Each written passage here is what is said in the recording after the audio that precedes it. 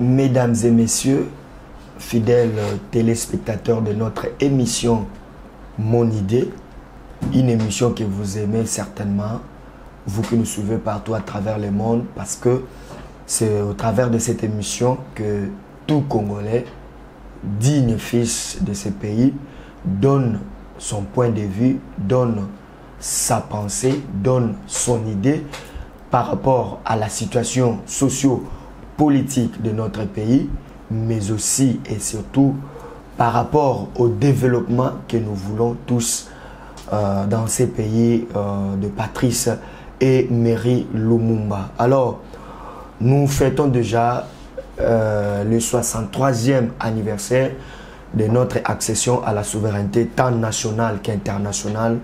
Voilà pourquoi nous sommes venus rencontrer un grand cadre de notre pays, une grande personnalité. Il est cadre dans les partis politiques En Marche pour le Progrès, c'est le parti cher à son excellence Godard Montemona. Lui, c'est l'honorable André Mouloua Kalala que nous sommes venus rencontrer pour nous entretenir un tout petit peu avec lui. Alors, merci à vous tous qui vous abonnez sur notre chaîne YouTube GN Fondement Télévision. Merci à vous tous qui nous suivez sur toutes nos chaînes partenaires sur la TNT. Merci surtout à vous qui nous soutenez d'une manière ou d'une autre. Merci aussi à mon réalisateur Lucien Moussoungaï qui se bat corps et âme pour que nous puissions arriver dans vos téléphones, dans vos postes téléviseurs, dans vos différentes maisons. En tout cas, c'est un réalisateur à qui nous saluons et nous disons un très grand merci. Alors, qu'à cela ne tienne, nous sommes venus rencontrer l'honorable André Mouloua Kalala, à qui nous disons déjà bonjour, honorable. Bonjour, messieurs les journalistes.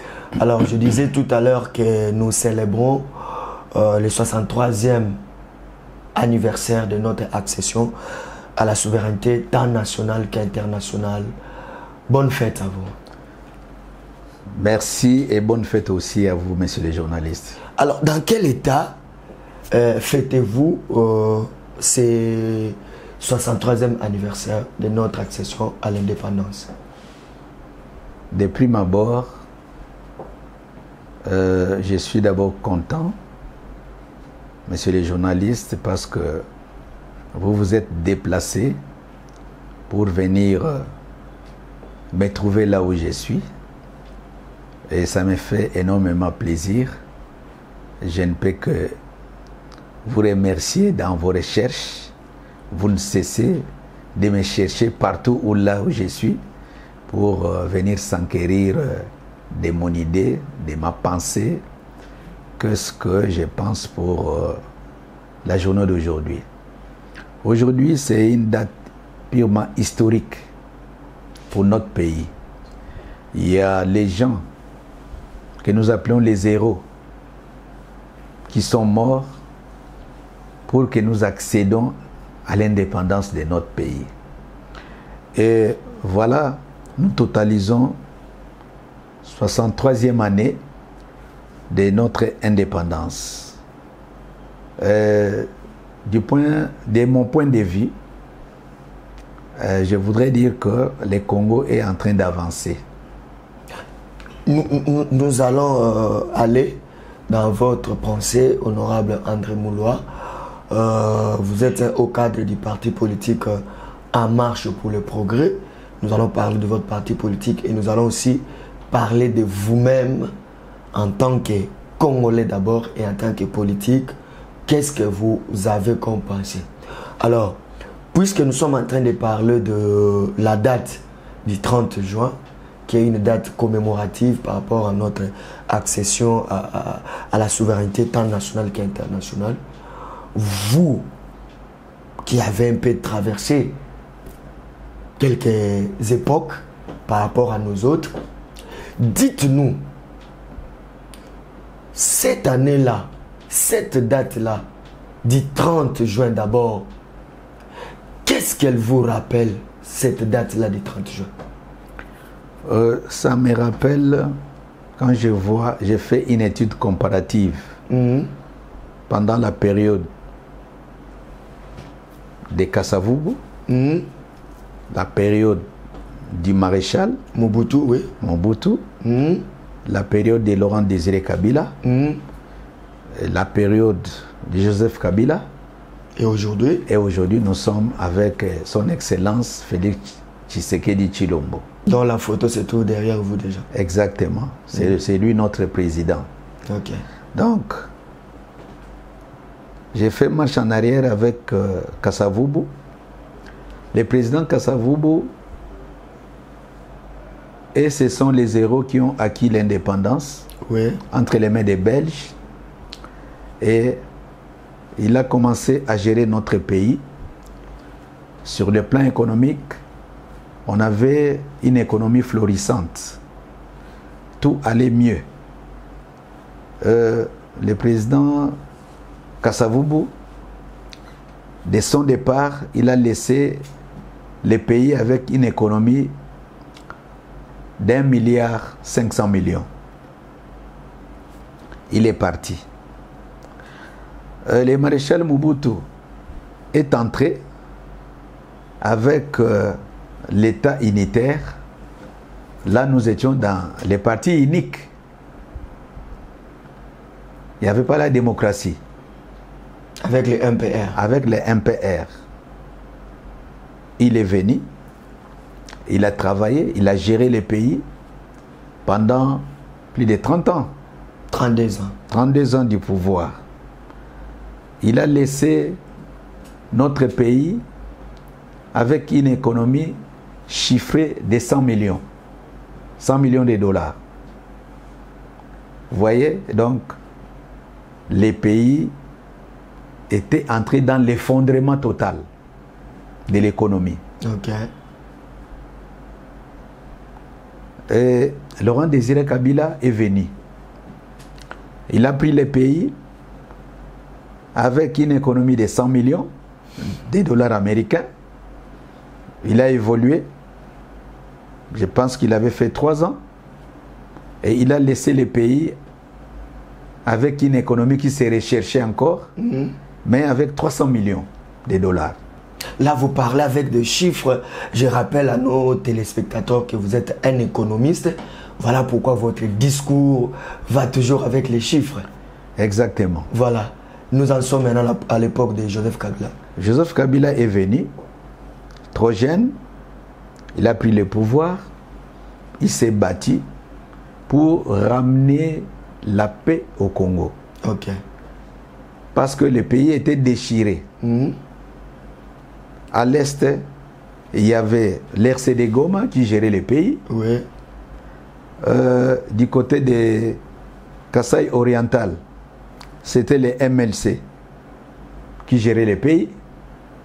Et du côté de l'ouest et de l'ouest, c'était Joseph Kabila qui gérait le pays. Il a fourni un effort pour rassembler tout le monde, qu'il y ait l'unité dans le pays. Et on a formé un gouvernement de 1+4. Ce gouvernement a travaillé. Qui était d'ailleurs une première expérience à travers le monde. Et une première expérience, c'est du jamais vu. Ok. Pour nous, c'était une première expérience. Le monde nous surveillait. Mais le 1+4 a pu marcher. Nous sommes entrés. Et la grande innovation que Joseph Kabila a apportée, c'était de nous retourner dans des multipartismes. Nous sommes allés aux élections. En 2006 déjà. C'était pour la première fois qu'on aille aux élections en 2006. Nous sommes allés aux élections. Joseph Kabila a été réélu. Et nous sommes allés à 2011, toujours, avec Joseph Kabila. Les élections se sont très bien déroulées. Il a été encore réélu. Pour un deuxième mandat. Pour un deuxième mandat. Maintenant, pour aller au troisième mandat, ça ne marchait pas à cause du respect de la Constitution. La Constitution stipule clairement que le président entrant doit travailler pendant 5 ans. Et s'il travaille bien, les peuples congolais peuvent lui accorder encore un deuxième mandat. Et voilà, Joseph Kabila avait épuisé tous ses mandats. Ok. Nous sommes allés aux élections en 2018. Oui. 2018, c'est Félix Tshisekedi qui a gagné les élections. Il est entré. Il a commencé à travailler. Mais dès 2018, Félix Tshisekedi a rencontré des sérieux problèmes que Joseph Kabila n'a pas rencontrés. Quels sont ces problèmes? La COVID-19 est arrivée et toutes les économies du monde étaient en déséquilibre. La COVID-19 a paralysé toutes les économies du monde. Mais il a essayé de se maintenir pour que nous ne soyons pas totalement affectés. Après COVID-19, il y a la guerre de l'Ukraine qui est arrivée. Cette guerre a affecté tous les pays du monde, y compris l'Occident. Jusqu'à présent, ils sont affectés à cause de cette guerre. Et nous, les pays des tiers-monde, qu'on appelle les pays en voie de développement. Cette crise, cette guerre nous a fortement affectés. Vous remarquerez qu'il y a l'augmentation du prix du carburant. Parce que nous ne produisons pas les carburants. C'est la Russie qui produit les carburants. Et c'est la Russie qui distribue aussi en Occident. Et lorsque le carburant au niveau de l'Occident change les prix automatiquement, l'Afrique subit les changements du prix. Pourquoi? C'est la Russie qui détient les monopoles de l'exploitation du carburant. Et lorsque la Russie a accepté de faire la guerre avec l'Ukraine, les pays européens ont mis des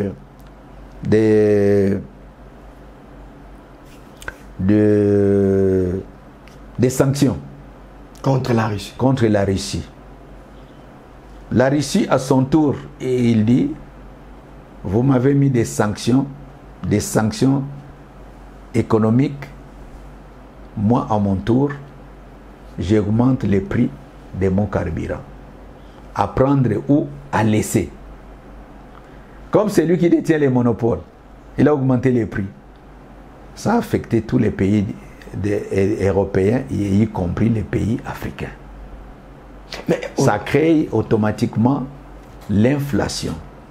Or, en économie, parmi les produits incitateurs de l'inflation, les carburants est le premier produit qui est incitateur de l'inflation. Parce que pour voyager, vous devez prendre l'avion. On doit mettre le kérosène là-dedans. Pour se déplacer, aller acheter quelque chose, vous devez prendre les véhicules. Alors, honorable André Mouloua, quelqu'un qui vous suit en ce moment, quelqu'un qui suit cette émission, penserait peut-être que vous êtes en train de dédouaner le régime actuel, de dédouaner la gouvernance actuelle en ce qui concerne la situation sociale, les conditions sociales de la population congolaise. C'est comme si vous êtes en train de dire non, ce n'est pas le chef de l'État, ce n'est pas sa gouvernance, ce n'est pas son régime, le problème est ailleurs. Quelqu'un qui vous suit pouvait penser comme ça. Messieurs les journalistes, nous sommes des acteurs politiques. Nous suivons la situation politique et économique mondiale. Surtout que vous êtes un expert économiste. Alors. Nous suivons ça de très près.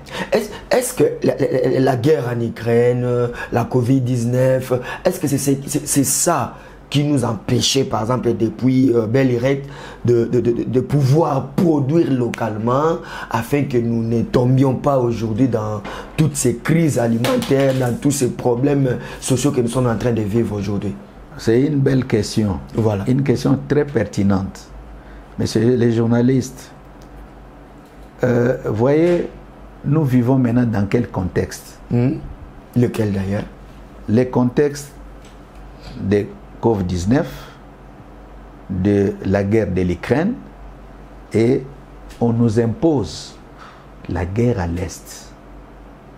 Une guerre qui est imposée par toujours l'Occident, en complicité. Comment l'Occident, pendant que le chef de l'État lui-même parle du Rwanda, et vous me parlez de l'Occident comment? Vous êtes un acteur politique quand même. Je t'explique. Le Rwanda, c'est un tout petit pays. Le Rwanda a quel arsenal militaire pour faire face au Congo démocratique? Le Congo démocratique, c'est un pays qui constitue 100 millions d'habitants. Actuellement, 100 millions d'habitants. Le Rwanda a quelle population? Ils sont dans, je pense, dans des 20 millions d'habitants. Mais nous sommes à 100 millions d'habitants. Donc il n'y a pas match entre le Rwanda et la RDC. Non, si le Rwanda n'a pas un appui extérieur, ils ne feront pas face au Congo démocratique. D'ailleurs, puisque nous sommes en train de parler du Rwanda et de l'indépendance honorable, qu'est-ce que vous pouvez lancer comme message, par exemple, à tous ceux qui cherchent à agresser notre pays? Parce que moi, je n'aime pas qu'on dise l'Est de la RDC est agressé. Quand on parle de l'Est, c'est comme si nous, là, nous ne sommes pas concernés. Alors que l'Est, là, dont nous parlons, le Nord Kivu, l'Ituri, le Sud Kivu, tout ça, c'est la République démocratique du Congo. Exact. Quel est le message que vous adressez à tous ces agresseurs, qu'ils soient au niveau international ou à l'extérieur de l'Afrique? Qu'est-ce que vous adressez comme message à ces gens-là? Bon, j'ai dit, ces agresseurs-là, leur motivation, c'est quoi? Ils nous convoitent de tout ce que nous avons comme richesse. Est-ce que c'est nous-mêmes qui avons voulu que nous soyons riches comme ça? Sur le plan nous, sous-sol, par exemple. Nous étions bénis par Dieu. C'est Dieu qui nous a donné cette terre et qui nous a donné les pays Congo démocratique. Nous ne pouvons que réjouir de notre pays.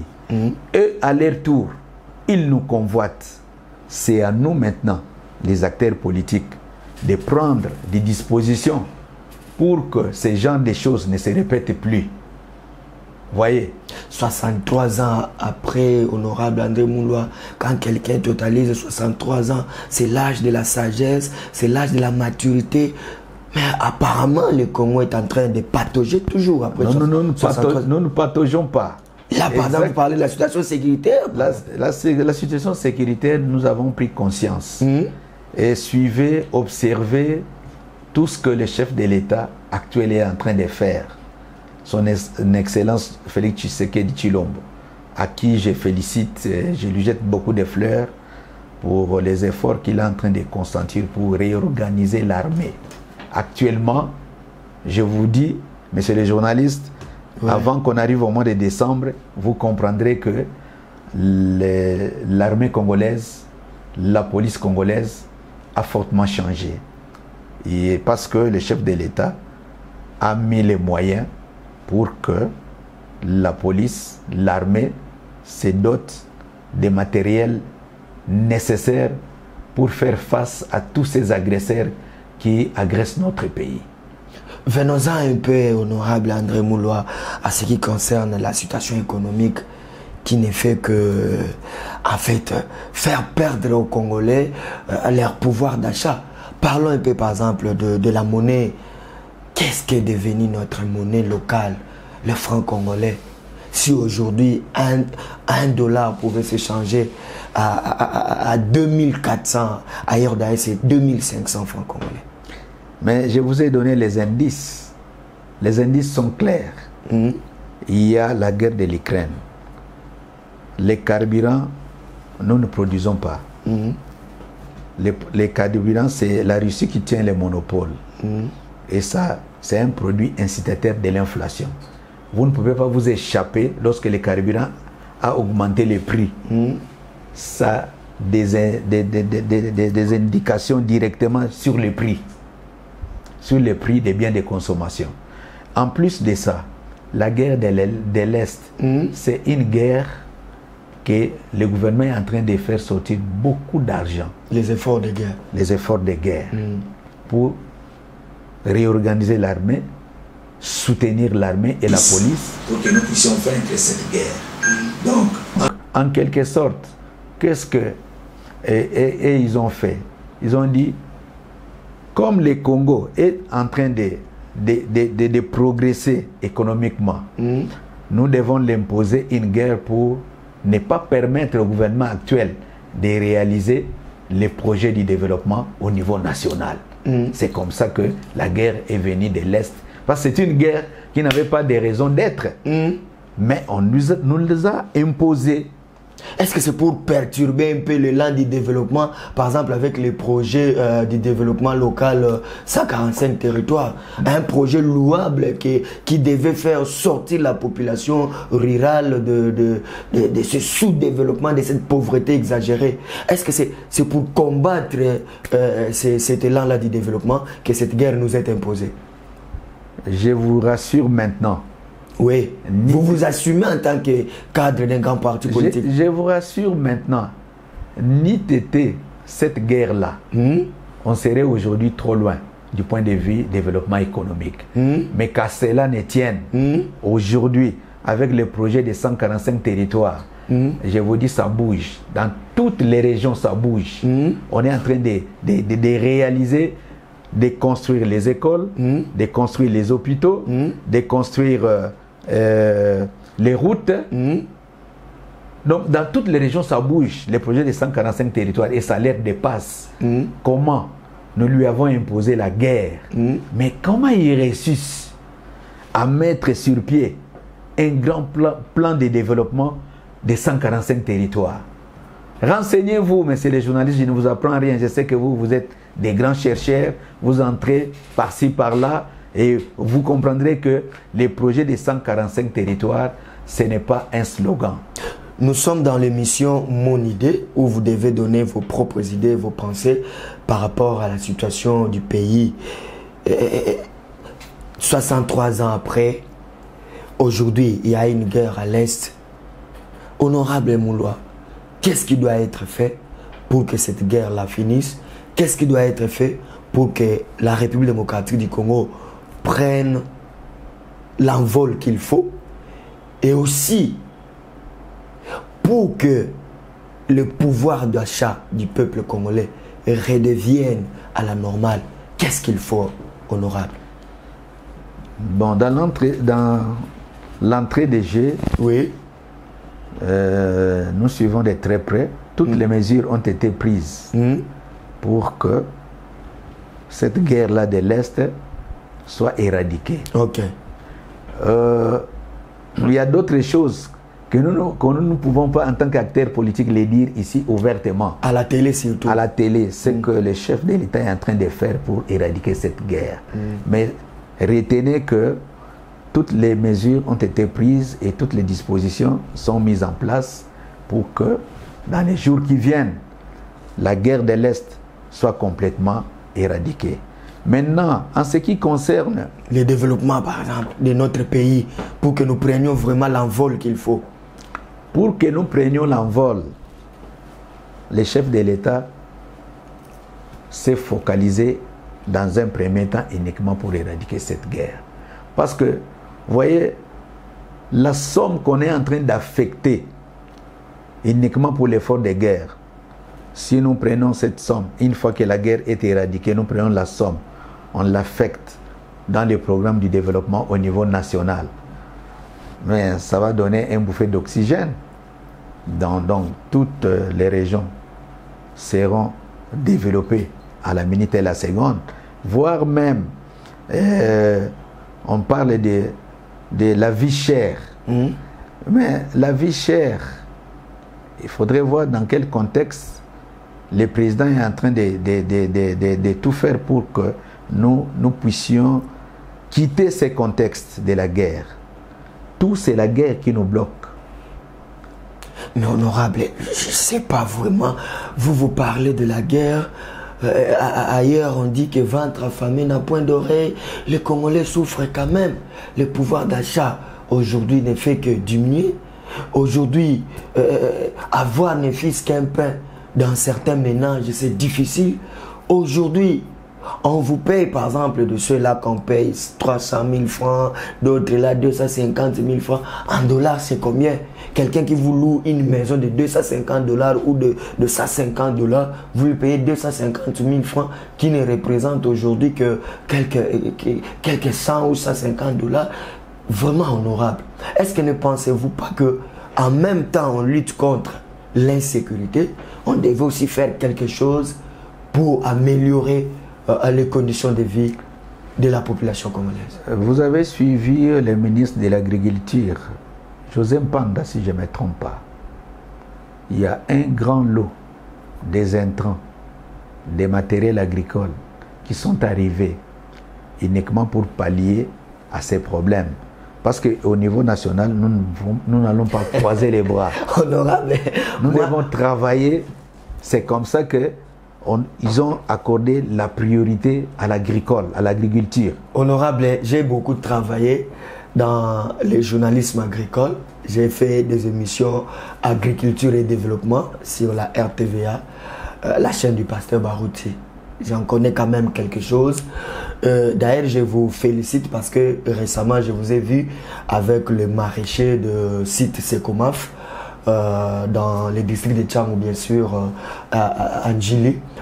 Mais quand vous parlez du ministre qui veut relancer tout ça, vous savez qu'il y a des tracteurs aujourd'hui qui sont devenus je ne sais pas, comme si des bouquets de fleurs pour décorer les maisons de certains politiciens.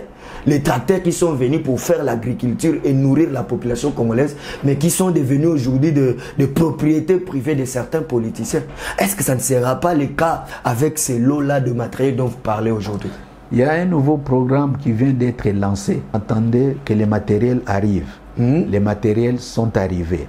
Les intrants sont arrivés. Vous verrez dans les jours qui viennent jusqu'au mois de décembre, il y aura un grand changement. Et retenez une seule chose. Avec la production locale honorable. Avec les nouveaux ministres, il s'est focalisé sur cette production locale. La revanche du sol sur les sous-sols. Oui, oui, les sols et les sous-sols. D'ailleurs, tu sais qu'il y a des corporations au niveau des maraîchers. Oui. Il y a des corporations. Ils étaient en réunion avec les ministres.